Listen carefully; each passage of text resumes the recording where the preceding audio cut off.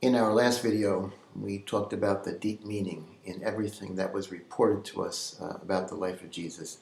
And in this video, I would like to talk to you about the deep meaning in one thing that was reported to us about the life of Jesus, and that is what happened at his Last Supper before he was arrested and executed. The story is well known to us all. Jesus, who is not from Jerusalem, who is from the Roman province of Galilee, came down to Jerusalem, the capital of his faith, to share his beautiful view of God, who is our Father, who loves us, etc., with people there. And this offended the establishment, who didn't like the attention he was getting. That was probably the real problem.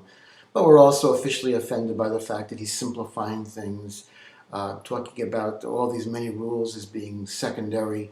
That, of course, cuts into the power of the establishment, and anyway, they wanted to get rid of him.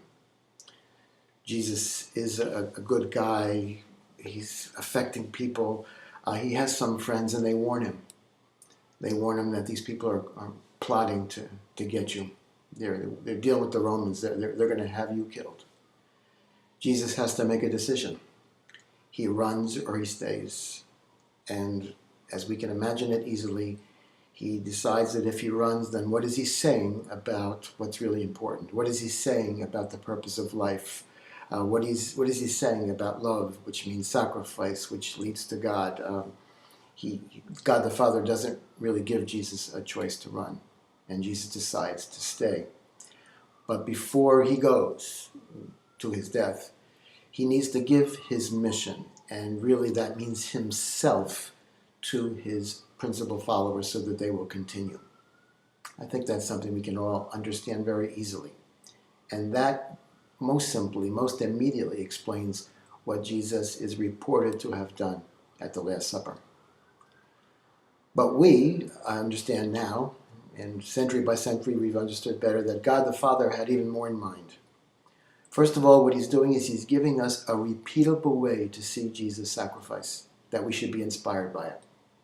Let's face it, we can't have an execution every Sunday, but we can do what we do. And if you think about it, what we do on Sunday and any other time we have Mass represents really well when Jesus gave up his life, because he didn't really give up his life on the cross. He died there, of course, but he actually gave up his life the night before. When doing what he did, he committed himself not to run.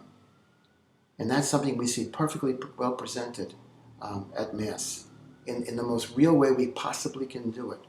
We have a table. We have the bread without yeast. We have the wine mixed with water.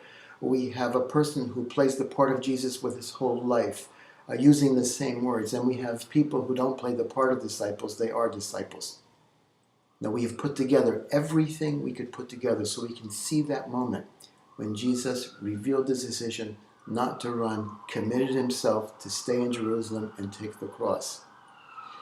This action so naturally then blesses the bread and wine that we bless as physical, visible, even eatable signs of the love that was going to be expressed on the cross.